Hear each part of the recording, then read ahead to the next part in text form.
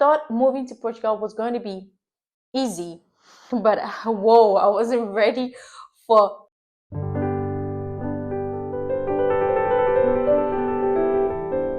Hi guys, welcome back to my channel. Okay, so today we're talking about something very, very interesting, right? I feel like I should have spoken about this a long time ago, but it's never too late, right? So we're going to talk about it today. Guess what? Cultural shock, right? So come along, grab your tea, grab your coffee. Let's get straight into it. Okay, so I thought moving to Portugal was going to be easy, but whoa, I wasn't ready for the cultural shock, the things that I experienced here. I'm still adjusting though, but I find most of them quite interesting, which I would like to share with you today. So, as you all know, my name is Araba. I'm a Ghanaian living in Portugal. I came here as a student and I'm still living here. I'm not done with school though, so yeah. Before then, let me ask you a question. What has been your biggest cultural shock that you've experienced moving abroad? Right. I also want to know, right? If it falls within any of the things I'm going to say, put it in the comment section. If it's not, I would love to hear your cultural shock as well. Okay, so let's get straight into it. The first thing or the first cultural shock for me started from the airport. When I got to the Portugal airport, the first thing that hit me was the weather. I mean, the weather was beautiful. When you're going abroad, all you think about is, oh, abroad is so cold, especially when you're coming from Africa. You think abroad is so cold. You carry all the winter jackets and everything. You just pack up your whole self, like. But I got here, and the first thing after getting out of the airport, the weather was so beautiful. I mean, you could see the sun, but the sun wasn't scorching on your body. Like you could see the sun, but yet feel the breeze. It was so beautiful. And I was like, okay, I might have to put this winter jacket somewhere. That is also because I think I came during summer. And during summer, Portugal's weather is amazing. And it is hot too. Later on, it started getting quite hot. So I was so surprised, right? So yeah, that is my first cultural shock because I was expecting the weather to be unbearable. But when I got here, it was so beautiful, almost like the weather I'm used to in my home country. But the difference is that my home country, when the sun is shining, you could actually feel it in your soul, like it would penetrate your body. But here, the sun is shining all right, but there's some kind of breeze also that is blowing you, making it not too hot, not oh. I loved it. I loved it.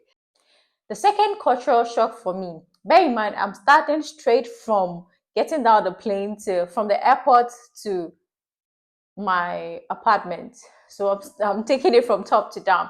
So the second cultural shock for me was seeing people smoke. I'm not saying I've not seen people smoke before, but in my home country, you barely see people smoking all over.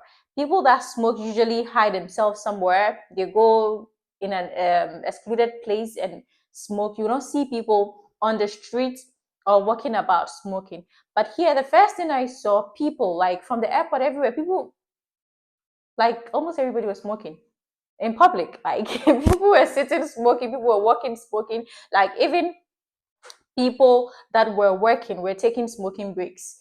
And I was like, even when I started working, like some of my colleagues they would take smoking breaks, and I'm like, okay, what is going on here? What is going on here? So I'm like, and I've never seen people like almost everybody around you smoking like that before. So it was a little surprising to me. It was a little surprising to me. Like I said earlier, from my home country, people you only find people smoking in a secluded area, but not in public. But here, I think it's a normal trend. Like everybody smokes, so it's nothing new. It's nothing. But at first, when I saw it at first, I was like, I was just looking like right. But now I guess I'm used to it. So like it doesn't surprise me anymore. So yeah. And the second thing was coffee. Coffee. Yes, if I should say. I don't know, but they like coffee. The people here, like the Portuguese, love coffee. My colleagues at work take smoking breaks and coffee breaks, as well as people around my apartment, people I see around, my friends that I've made. They like coffee. Like almost like every 2 hours, they take coffee. And I don't know, right? And one time my boss offered me coffee, and the coffee was like in a very small cup. And I told my boss that this cup is too small, because in my home country, when I'm drinking tea or anything, at least it should be this much, right? This is even the smallest, because when I'm drinking tea, I want a mug. So I was expecting a mug of a coffee. Right? So my boss was like, no, here they drink their coffee. I think they have different types of coffee. There are ones that are very, very strong. So probably you take it in the small ones. But I've not even seen anybody taking coffee this much. I've not. So I tried to get in tune with the coffee taking, but I think I'm not a coffee person. I'm more of a tea person. So I wasn't able to match up, which is also one of the things I'm adjusting to, right? I'm adjusting to drinking coffee, but I don't, I'm still not getting it. I'm not there yet. Okay, so the third cultural shock is their love for pets. Their love for pets. Gosh, these people love pets. Like they treat pets as human beings. They take care of pets more than some people I know take care of their babies, if I should say. No, I'm not exaggerating. Like they love pets. People would take their pets. I live by a park, and almost every day you'd see people taking their pets on walks. Like it's like a must that when you have a dog, you have to take them on walks. Like it's a must. I mean, I don't want to say from where I'm coming from, but who cares? The dog is just running around doing whatever. But here, no, they take care of pets like their children, right? And I know some people that don't have kids, as in human being kids, and these pets, the dogs, the cats, are their kids, and it's normal. You should see the way they take care of them. It's just so beautiful. I mean, it's I don't even have words to express it. I actually attended a dog's birthday party. Yeah, yeah. I mean, that is unheard of. That is so unheard of from my country. A dog's birthday party. Oh my God. I never actually thought of anything like that, but it was so beautiful. That is to the extent to which these people love pets. It's not just dogs, cats. Some people have 5 cats. A friend of mine said her landlord had 12 cats living with them in their apartment. I mean, can you imagine? But it's just their love. They feel like these animals are their family. Some people don't have anybody. So these dogs, these cats keeps them company, and it's understandable. And I love the way they love these animals. It's so nice to see them walking their dogs, playing with the dogs, taking care of them like human beings. It was so amazing. Another friend of mine also told me about a dog's funeral. So they have birthday party, naming ceremony, funerals for dogs. Yeah, that should tell you what I'm talking about. So obviously, it was a shock to me. Obviously, I was so shocked. I was so surprised, but I found it fascinating as well. So yeah, the fourth the fourth cultural shock, the relaxed pace of life here in Portugal.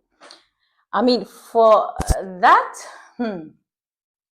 I don't know where to place it or my feelings um, in regards to that, because I am also a very calm person. I enjoy a slower pace of life. I don't like any fast, fast, fast kind of life like that. But I also feel like the life here in Portugal is a bit too slow, or a bit too, in terms of their bureaucracy. Let me tackle it from there. If you want something done fast, then forget Portugal. If you're somebody that is always expecting, like, I put in this is coming, like, I put in this application, I'm getting it in the next minute, forget Portugal. Forget Portugal, because that is not going to happen. That is not going to happen. You apply for something, you just go into their offices to fill a form or to do something, and it would take you, first of all, it would even take you like hours before you even get that appointment if you are physically in the office, because it's a long queue. So you have to follow the queue. Like, it's a long queue. It's like the system is almost always choked with a lot of people. So all the offices are always full. Sometimes they give a limited slot of a number of people each day, because if they allow it, they will not close from work that day. That is so difficult to get things done faster. You have to join a very long queue before you can be attended to. And when you are being attended to, you'd have to go back home and wait for like weeks or months for response. So their bureaucratic system here, it's something else. It's something else. It's almost unbearable. And with their pace of life, they are chillax people. Yeah, like me, that I like to chillax a lot, like relax, take my time. You know what I mean, right? That's the kind of living in Portugal. I mean, they don't take their breaks for granted. In my home country, even if it's time for lunch, the shop owner would still attend to customers, because the money is very important to them. They would attend to customers. But here, when it's break, it's break. They are closing, they are locking up, they are going. Whether thousands of customers are there at that moment, whether you're coming to give them $1 billion, whatever, they don't care. It's break. You have to wait till after the break, right? And the break is like 2 hours or more. Yeah. So you have to wait for that long for you to be attended to. I mean, like, if you're going into a shop, a particular shop, right, and you get there and it's their break time, like I said, you will be there. They will just close it and leave, because it's break. Break is break. I mean, we can't come and kill ourselves. Break is break. We need to take that break. So yes, and the break is quite long too. We need to relax, eat, and make sure the food digest first before we can move on. So yes, that's the pace of life here for you. Nobody is in a rush. I mean, in life, when you rush, where are you going to? So nobody is in a rush. That's Portugal for you. Nobody is in a rush. We are all relaxing, and that's very good. Yes. Next thing, which is very, very funny, because I've had experience with it. It was very, very funny. Was their double chin pegging, right? So that is how they greet when you meet someone, not a stranger though, somebody that you know, or when you're introduced to somebody, they would like to give you a hug, like, and then kiss you on the cheek, like you tap your cheeks together, left and right. So now, me, that I was new, I didn't know. I just like hugged the person, and I said, I'm not. Now the second one was coming, I was confused. I almost kissed the person. I almost kissed the person because I was confused. I didn't know it was two. It was supposed to be two. And now I don't even know. Now that I'm even used to it, sometimes I get even confused. Which side first? Is it the right first or the left first? I don't. So like it would just be like this. Yeah, just going. Because I don't even know, right? So it would just be like this. Yeah, we are just going. So when you make mistake, you just meet the person face to face, right? But I mean, that's their way of greeting. So you should be used to it, or you should have an idea about it. That when you're being introduced to a person, they're going to hug you and then give you some double cheek peg, like that. That's their way of greeting. So yeah, that was also a cultural shock for me, because in my country we don't do that. The highest we'll do is just give you a shake, or if the person is close to you, you can just give them a hug. No kissing, no pegging, or anything like that. So they're going to kiss somebody's, no, so like that. Yeah. So the next cultural shock for me was their transport system, right? Oh my god, that transport system has dealt with me, right? I'll be starting work very soon, and I'm still scared because I'm always running, because their transport system, that's one of the things that is always on time here in Portugal. It's always on time. Like, If you are late 1 second, the bus will move. And when the bus moves, it's not going to stop. It's not going to stop. Even if you are in the station, but the bus just sparked the engine, it's not going to stop. It would still move. So you always have to make sure that you are right on time, either at the bus stop or at the station on time, like exactly on time, so you don't miss the bus. Because if just 1 second, it will pass you. I have had experiences where I was going to work. I was just there, just there, like just a few steps to the bus. The bus was there, just a few steps. It moved and it passed. I almost cried, right? So it's no joke, right? So I'm always running. I am always running just so I could get to the point or the bus stop where I can pick the bus before the bus moves. Because I know if the bus moves, that's all for me. And back in my country, I mean, if you don't catch the bus in the station, you can always stop the bus on the road, in the middle of the road somewhere. Just do this, stop the bus, and then it will stop, you enter. But for this place, you can't stop the bus. So you can't stop the bus. Either you pick it from the station or you pick it from the bus stop. Anywhere aside that, forget it.